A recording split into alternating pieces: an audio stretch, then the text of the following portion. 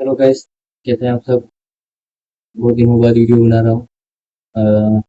उसका रीज़न भी है कि मैं ऑफिस से अभी थोड़े दिनों के लिए होम टाउन आ चुका था, तो इतना टाइम मिल नहीं पा रहा था जो खाने का।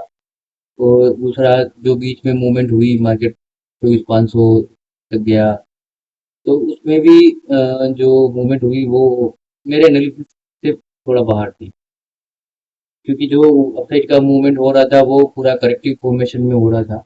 मैं चार्ट में बताता हूँ आपको। जो ये मूवमेंट हुआ, ये ये मुझे पूरा करेक्टिव फॉर्मेशन में दिखा। मैं इसको इम्पल्सिव नहीं मान रहा था, और बाकी लोग इसको फिफ्थ वेव यहाँ पर कहीं कंप्लीट कर रहे थे। वो हो सकता है कि सही हो, मुझे नहीं पता कि क्या सही है क्या गलत है। मैं बस, जो मेरी एनालिसिस थी उसमें मैं जो लास्ट वीडियो में मैंने बताया था हम यहाँ कहीं थे, और इसके बाद मैंने वीडियो नहीं बनाई, या उसके बाद मैं बीच बीच में ग्रुप में भी कम ही एक्टिव था। उसका रीज़न यही था क्योंकि जो अभी अब आगे का कंडीशन बता देता हूँ।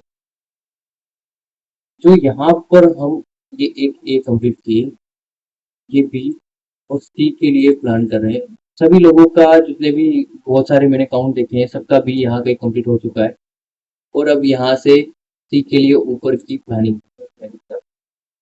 और मैं इस ए बी को भी कंप्लीट नहीं मान रहा था, क्योंकि जो ये WXY बना, ये पूरा नहीं हुआ।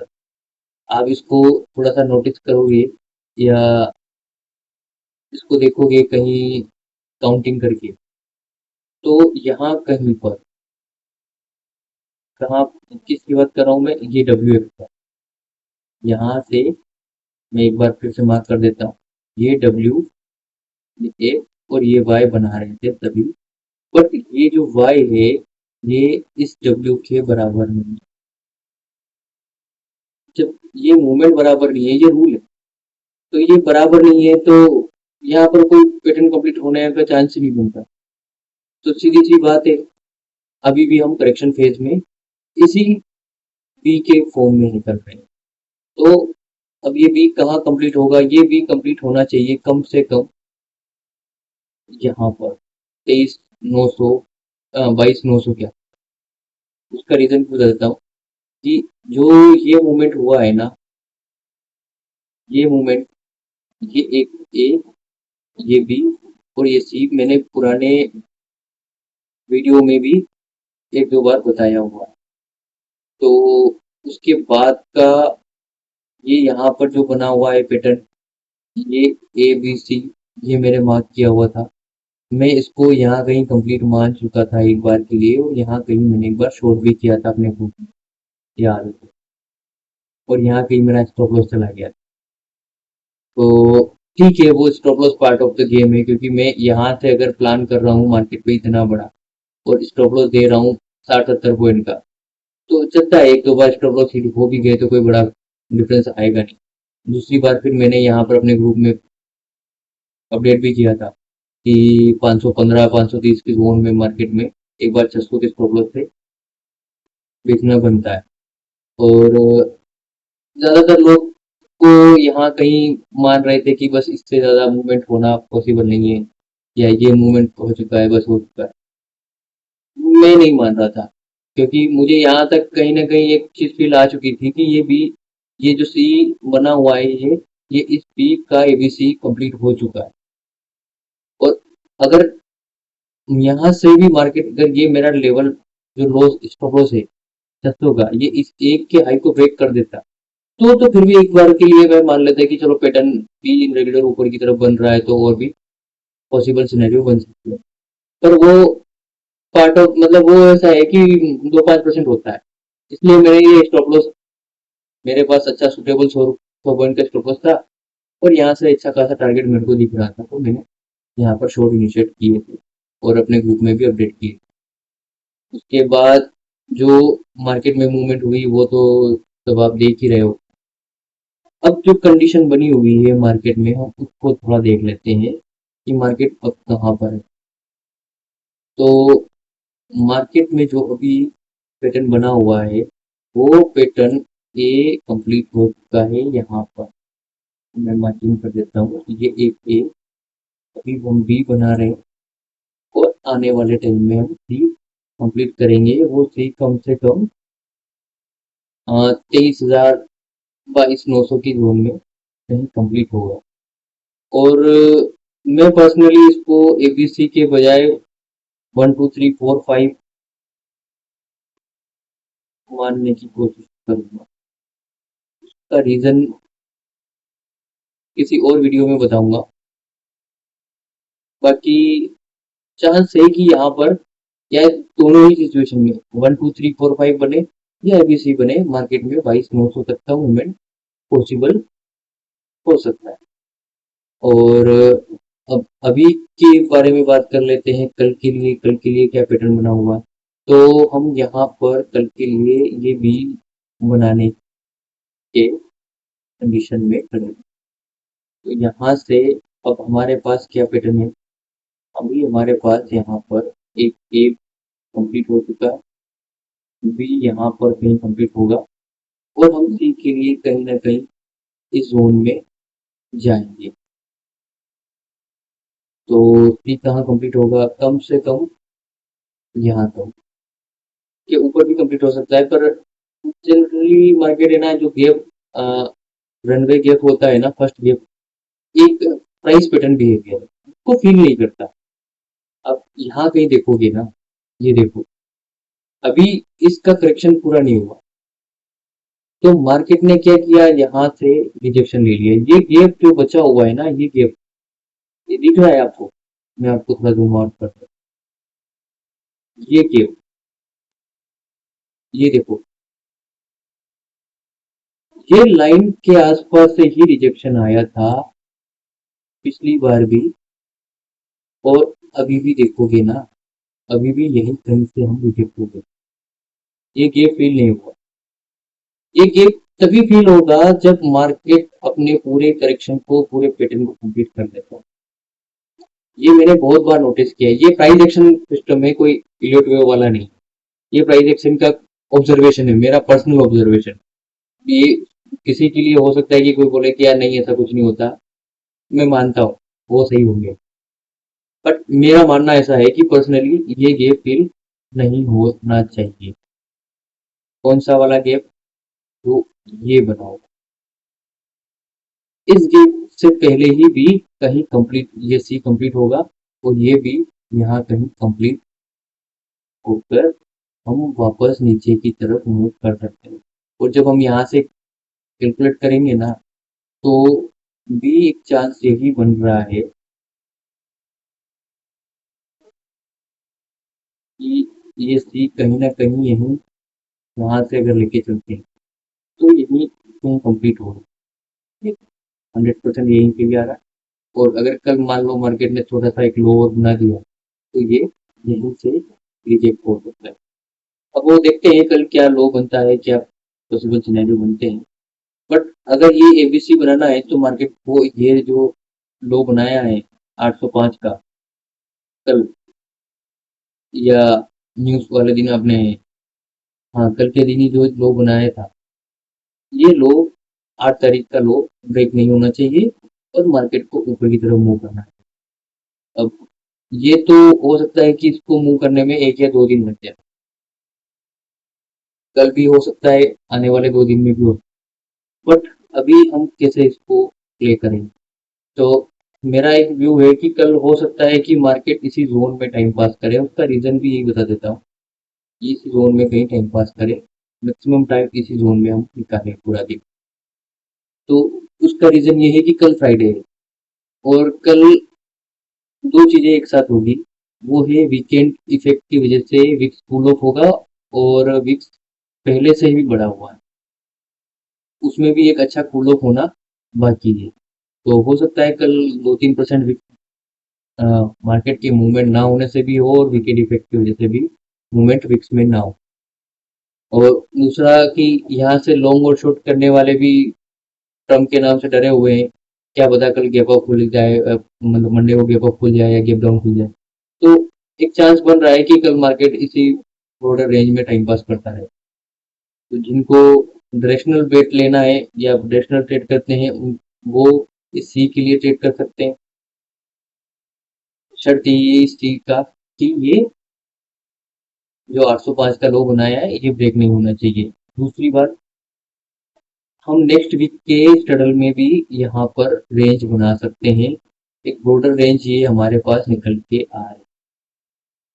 तो जो नेक्स्ट वीक के स्ट्रगल बेचते हैं वो थोड़ा सा यहाँ पर सेंटर 24,100 या 24,000 को सेंटर बनाकर ट्रेड कर सकते हैं। उसमें स्टॉप लॉस और जो भी है वो तो आप सब जानते ही है कैसे क्या मैनेज करना है। बट अगले 2-3 दिनों के लिए एक अच्छा बन सकता है। और इस वीक के स्ट्रगल बेचने के बजाय नेक्स्ट वीक का क्यों बोल रहा हूँ, क्योंकि नेक्स्ट वीक में हमारे पास थीटा भी मिलेगा। और अगर विक्स का जो मेरा मानना है कि वीकेंड इफेक्ट की वजह से विक्स डाउन होंगे, और दूसरा है कि विक्स ऑलरेडी बढ़ गया था अच्छा खासा, तो आज 12-13% डाउन हुआ है, कल थोड़ा और हो सकता है 5-6%। तो इन दोनों का इफेक्ट अगर एक साथ आ गया तो हमें नेक्स्ट वीक में अच्छा डीके मिल सकता है। और नेक्स्ट वीक में हमारे पास प्रीमियम भी अच्छे होंगे भी। और इसी वीक में थोड़ा सा हमारे पास एडजस्टमेंट करने को भी प्रॉब्लम आ जाएगी। अगर मान लो मार्केट में एडजस्टमेंट करना पड़ा तो प्रीमियम को हमें एडजस्टमेंट करने में तकलीफ होगी। तो नेक्स्ट वीक में आप करोगे तो थोड़ा सा ज़्यादा बेनिफिट होगा। अब स्टडल के चार्ट भी देख लेते हैं। देखो स्टडल के चार्ट में भी जो पैटर्न बने हुए हैं वो यही कही है कि आज का मार्केट में जो मूवमेंट होगा, एक चीज आप वो भी दिखानी थी मुझे। आज का मार्केट में जब सेंसेक्स की एक्सपायरी के टाइम मार्केट यहाँ कहीं ट्रेड कर रहा था इस जोन में, तो मैंने कहा था कि मार्केट में एचिंग स्ट्राइक चेंज होने की चांस बन रहे हैं, और मार्केट उसके बाद अच्छा खासा गिरा। तो उसका रीजन यही था कि यहाँ कहीं जब हम थे तो हमारे पास 260 रुपए के सेंसेक्स के प्रीमियम चल रहे थे 77 वो प्रीमियम लास्ट 1 आवर के हिसाब से ज्यादा था। जब भी हायर साइड के प्रीमियम हो और एक्सपायरी के टाइम पर दिखे ना आ रहा हो, मतलब दिखे कम आया तो फिर से दिखे नहीं हुआ, तो समझ जाओ कि कुछ गड़बड़ है। ज्यादा प्रीमियम दिखा के लालच देख के फंसाया जाए। हायर प्रीमियम बेचने में भी रिस्क उतनी ही है जितना बहुत लोवेस्ट प्रीमियम बेचने में हो। जो प्रीमियम बहुत ज्यादा मेल्ट नहीं हो रहे इवन डेट की एक्सपायरी के टाइम पर, यही 180 या 170 रुपए का प्रीमियम होता और घंटे भर होता तो वो जस्टिफाई प्रीमियम होता अगले 1 घंटे की। बट ये यहाँ पर प्रॉब्लम उसको भी थोड़ा सा आप ध्यान में रख सकते हो। उसकी वजह से मार्केट में एक बार के लिए मूवमेंट आता। अब आगे की मूवमेंट में क्या हुआ, दूसरी चीज आप इसके अलावा भी एक चीज और देखोगे, 24,100 का स्टैंडर्ड, ये सुबह से देखो आप, ये प्रीमियम के बिहेवियर,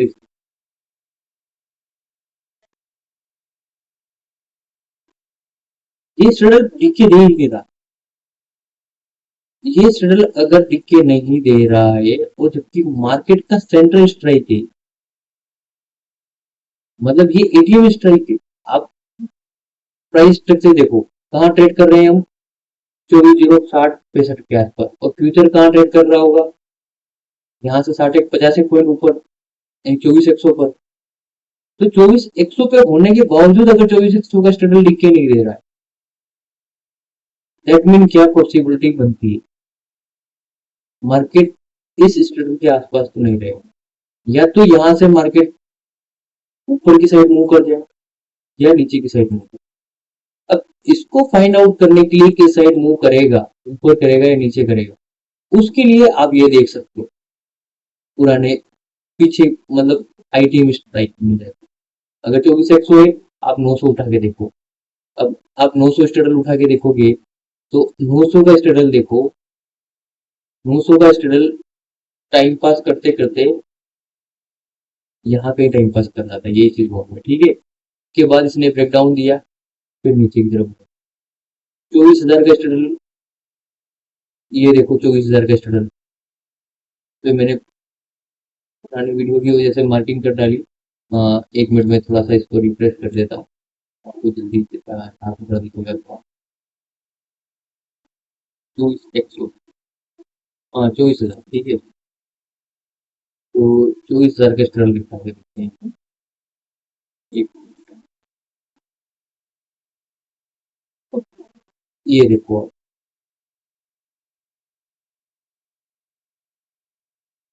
इसने सुबह से अच्छे से लिखे दिया। एक बार ये एसएल हंटिंग हुई, इसका भी मैं आपको एक हिंट दे देता हूँ। जब भी स्टडल इस तरह खड़े हो जाए, पहली बात तो आप अगर किसी स्टडल को बेच रहे हो तो उसमें स्टिक स्टॉप लॉस करो, क्योंकि स्टडल जब भी स्टॉप लॉस ट्रेड ट्रिगर करके निकलेंगे ना, वो रुकेंगे नहीं, आपको दूसरा मौका नहीं मिलेगा। तो आप स्टडल अगर आप बेच रहे हो तो जब तक आपके पास सिंगल स्ट्राइक है तो आप सिंगल स्ट्राइक स्टडल है मतलब, तो आप या तो आपके ब्रोकर में एम टू एम का स्टॉप लॉस लगा दो, या फिर आप मल्टी स्ट्राइक का कंबाइन स्टॉप लॉस लगा सकते हो, तो वो करो। और आप मल्टी स्ट्राइक बेच रहे हो, जैसे 3 स्टडल या 4 स्टडल बेच रहे हो, तो आपको मतलब वही है कि आप उसमें M to M stop loss लगा के रखो। आपका 5,000 का 10,000 का जो भी स्टॉप लॉस बनता है, आप कैलकुलेट कर लो प्रीमियम का चार्ट बनाकर कि इतना प्रीमियम के हिसाब से इतना स्टॉप लॉस रहेगा, तो आप उसी हिसाब से स्टॉप लॉस लगा सकते। दूसरी चीज, जब भी इस टाइप के मूवमेंट आते हैं मार्केट में, तो या तो ये स्ट्रगल यहीं से वापस रुक जाता है। अगर आपको यहाँ से लॉन्ग या शॉर्ट प्ले करना है ना इंडेक्स पर, ये तब ये मूवमेंट कब हुई, जब मार्केट ये वाला मूवमेंट किया। ओके, ये वाला मूवमेंट होता था जब तो ये मूवमेंट जब हुई, उसके बाद अगर आपको लगता है कि बुलिश मार्केट हो सकता है यहाँ से ये मूवमेंट होने के बाद, तो आप स्ट्रगल के चार्ट उठा के देखो। स्ट्रगल, ये स्ट्रगल वीडियो से वापस ऊपर चला जाना चाहिए, नहीं गया, इसने वीडियो तोड़ दिया, उसके बाद इसने डे लो भी आ गया, तो समझ जाओ कि अब मार्केट इसी स्ट्रगल के आसपास टाइम पास करना। अब इस स्ट्रगल में बेचना कब है, तो ये दूसरी बार आपको जब भी वी वेव के आसपास मौका मिलेगा ना, तब आप पोजिशन इनिशिएट कर सकते हो, और उसके बाद अच्छा खासा डीके मिलेगा। और दूसरी बात, जब भी स्मूथ डीके स्टार्ट होता है किसी स्ट्रगल में, उसका पहला रूल है कि वो कभी वी वेव ब्रेक नहीं करेगा। मतलब जा सकता है थोड़ा बहुत वी वेव के ऊपर, पर जाके यहाँ कहीं ऐसा जगह है वहां पर एक एम पैटर्न बना के वापस नीचे आए। ये इस टाइप के पैटर्न बना के हुए चलता रहे। तो जब आप इंट्राडे स्टडल कर रहे हो, तो ये 2-4 पॉइंट ध्यान में रखो। अब ये स्टडल जब स्मूथ टिक्के में चल रहा है और ये मार्केट में एटीएम से नीचे का स्टडल है, 900 का स्टडल नीचे में लो ब्रेक कर रहा है बार बार, ये देखो यहाँ पर, तो समझ जाओ कि मार्केट में ऊपर का मूवमेंट पॉसिबल नहीं, क्योंकि ऊपर के स्टडल तो टिके नहीं दे रहे ना। अब ऊपर का स्टडल उठा के देख लो, यहाँ 24,200 का लगा के देख लो,